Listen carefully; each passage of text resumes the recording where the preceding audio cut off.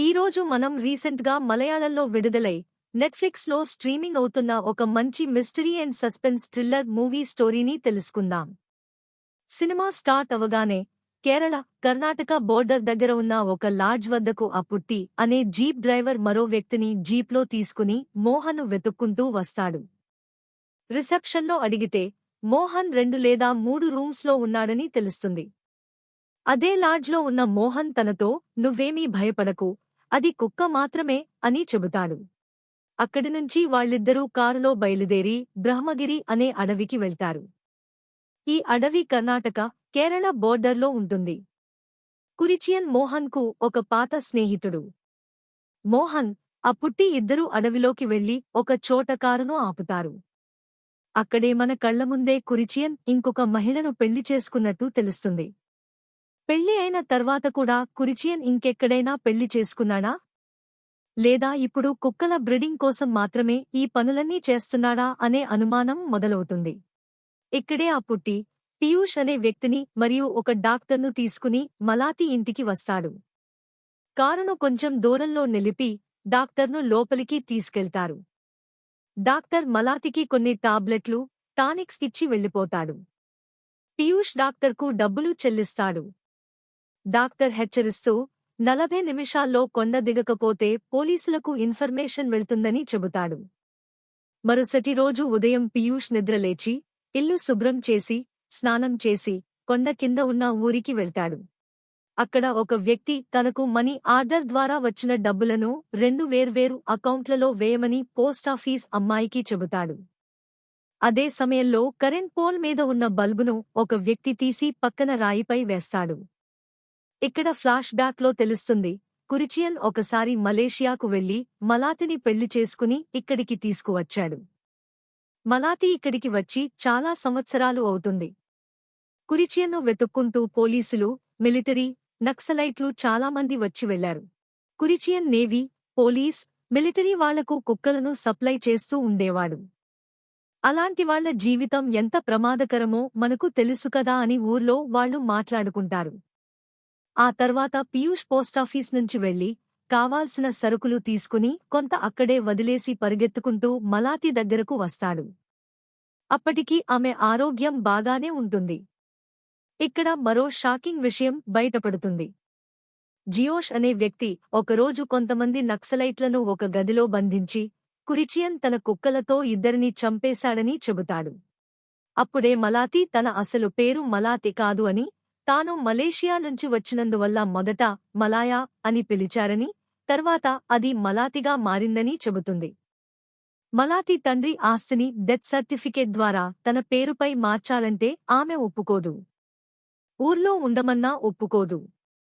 ఎందుకంటే మొత్తం ఆస్తి మలాతి పేరుపైనే ఉంటుంది. ఈ విషయాలన్నీ పీయూష్కు తెలుస్తాయి. మలాతి తన గతాన్ని పూర్తిగా చెప్పడం మొదలుపెడుతుంది. యోషియా అనే వ్యక్తి మోహన్, కురియాచన్ను తన ఇంటికి తీసుకెళ్లి మిలాతిని తన భార్యగా పరిచయం చేస్తాడు. యోషియా కుక్కలు తమ యజమాని కోసం అడవిలో పండ్లు తెచ్చేవి. ఒకరోజు మలాతి వంట చేస్తుండగా ఆమె భర్త ఇంటికి వస్తాడు. కుక్కలు మోహన్, కురియాచన్ యజమానితో వచ్చినందువల్ల వారిద్దరిపై అరవవు. కురిచియన్ మలేషియాలో 2 వారాలు గడిపిన తర్వాత చివరిసారి తన చిన్న కోసం తెచ్చిన బట్టలను మలాతికి ఇస్తాడు. ఇద్దరూ ఫోటో దిగుతారు. ఆ రాత్రి కురిచియన్ భోజనం చేస్తుండగా మోహన్ డబ్బుల విషయం మాట్లాడుతుండటంతో బయటకు వెళ్లిపోతాడు. బయట మలాతి భర్తకు కుక్కలు భోజనం తెచ్చి ఇస్తాయి. మలాతి కొద్ది రోజులు ఉండమని అడిగినా డబ్బుల్లేకుండా ఎలా బతుకుతామని అతను వెళ్లిపోతాడు. మలాతి పూర్తిగా ఒంటరిగా, దిగులుగా మిగిలిపోతుంది. మరుసటి రోజు కుక్కలు అరుస్తున్న శబ్దానికి మలాతి బయటకు వచ్చి చూస్తే కురియాచన్, మోహన్ మాత్రమే మిలాతి ఇంటికి వస్తారు. కురిచియన్ ఏదో చేయబోతున్నట్టు ముందుకు వస్తాడు. అప్పుడు ఒక కుక్క మలాతి కాలు కరిచి లోపలికి లాగుతుంది. ఆమె ఎంత కేకలు వేసినా ఎవ్వరూ రారు. అది దూరం నుంచి చూస్తున్న మోహన్, కురియాచన్తో కలిసి మిలాతిని ఒంటరిగా వదిలేసి వెళ్లిపోతాడు.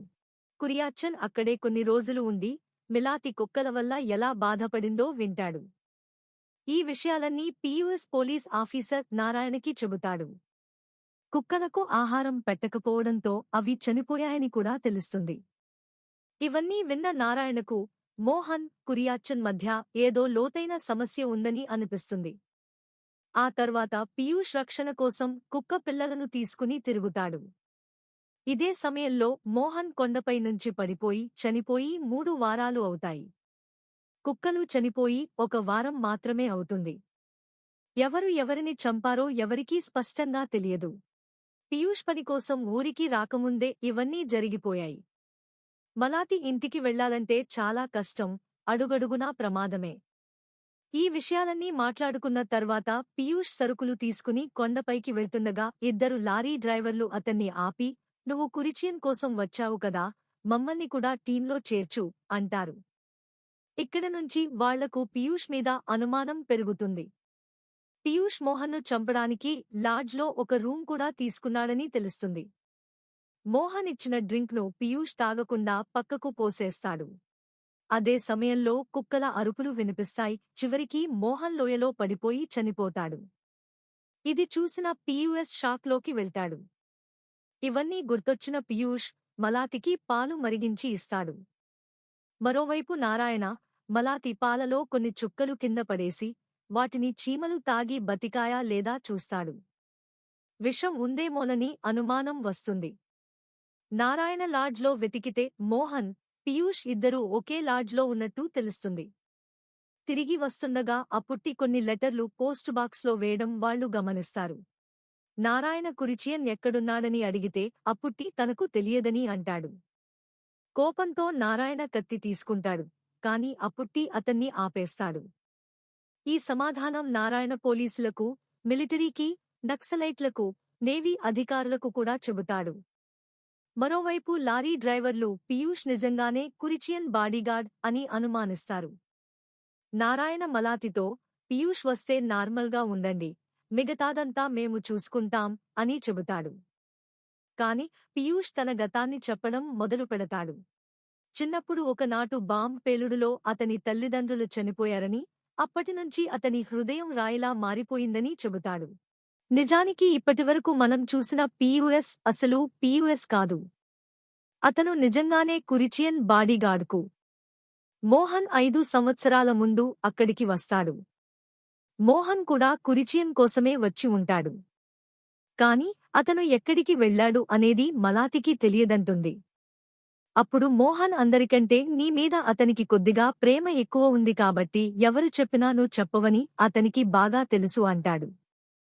దానికి మలాతి మరి ఇక్కడికి ఎందుకు వచ్చావు అని అడుగుతుంది. దాంతో మోహన్ గమ్మున బయటకు వచ్చేస్తాడు. బయట కుక్కలు అతన్ని చూసి అరుస్తుంటాయి. అప్పుడు మోహన్ మనుషుల కంటే కుక్కలకే మనుషుల గురించి ఎక్కువ తెలుసని, ఆ మాట మలాతి ముందు భర్త చెప్పాడని, యోషిహా గుర్తున్నాడా అని వాళ్లు దాచిన ఒక నిజం గురించి చెప్తాడు. నిజానికి మలాతి భర్త బాంబు దాడిలో చనిపోయి ఉండడు. వీళ్లే కావాలని ట్రాప్ చేసి పోలీసులకు పట్టించి ఉంటారు. అలా పోలీసులకు పట్టించే ఐడియా మోహనే ఇచ్చి ఉంటాడు. అలా చేయడానికి కారణం మలాతిని తీసుకువచ్చి ఆమెను అనుభవిద్దామని. కాని కురిచియన్ మోహన్ని మోసం చేసి మలాతిని తీసుకుని వచ్చి ఉంటాడు. అతను చాలా తెలివిగా నిన్ను ఇక్కడే బంధించాడు. ఒక జీవిత ఖైదీలా ఇప్పుడు నన్ను ఇరికించాలని చూస్తున్నాడు. నేనేం ఒక 5-6 సంవత్సరాలకు జైలు నుంచి బయటకు వచ్చేస్తాను. కానీ నువ్వు జీవితం మొత్తం ఇలాగే ఖైదీగా ఉండాలని మాట్లాడుతూ నవ్వుకుంటూ అక్కడి నుంచి వెళ్ళిపోతాడు. ఈ విషయాలన్నీ మలాతికి చాలా బాధ అనిపిస్తాయి. మలాతి ఆ విషయం గురించి కురిచియన్ని అడిగి ఉంటుంది. కాని అది అబద్ధం అవ్వాలనుకుని ఉంటుంది. కానీ జరిగిన నిజం అదే అని తెలిసిన తర్వాత మలాతి చాలా బాధపడుతుంది. ఎందుకంటే ఆమె మొదటి భర్త కూడా ఆమెని ఒక ఇంట్లో బందీలా జైల్లో పెట్టినట్టు కుక్కలను కాపలా పెట్టాడు. తర్వాత కురిచియన్ కూడా ఆమెని అలాగే చేసేసేసిందికి తను ఏమైనా ఒక జంతువా అనేలా చాలా బాధపడుతుంది. అప్పుడు కురిచియన్ ఎప్పుడో జరిగిపోయిన విషయం ఇప్పుడు మాట్లాడుకున్నా ఏం లాభం? అయినా ఈ ఒక్క చిన్న విషయమే నీ దగ్గర దాచాను. నేను తిరిగి వచ్చాక ఈ విషయం గురించి మాట్లాడుకుందాం అని చెప్పి వెళ్ళిపోతాడు. మలాతి చిన్న విషయమా ఇది సరేలే అనుకుని గుమ్మున ఉండిపోతుంది.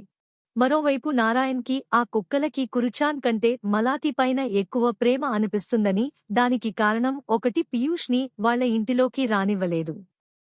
ఆమె ఒక్క మాట చెప్పగానే ఆ కుక్కలన్నీ గమ్మున ఉండిపోయాయి.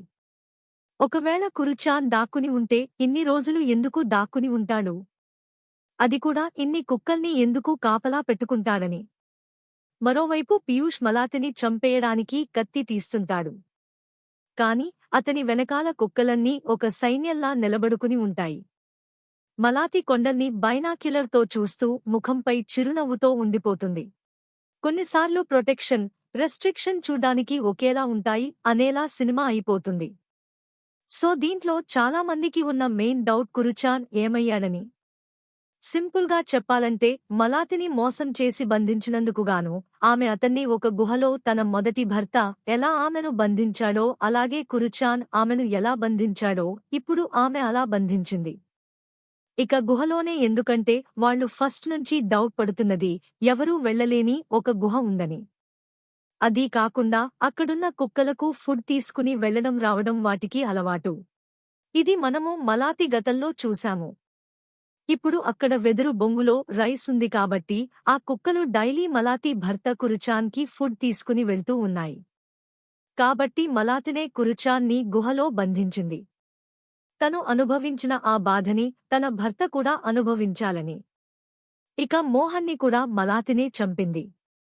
ఎందుకంటే ఆమెను బంధించి ఇలా మోసం చేయడానికి ఐడియా ఇచ్చింది మోహనే కాబట్టి అతన్ని కూడా మలాతినే చంపింది.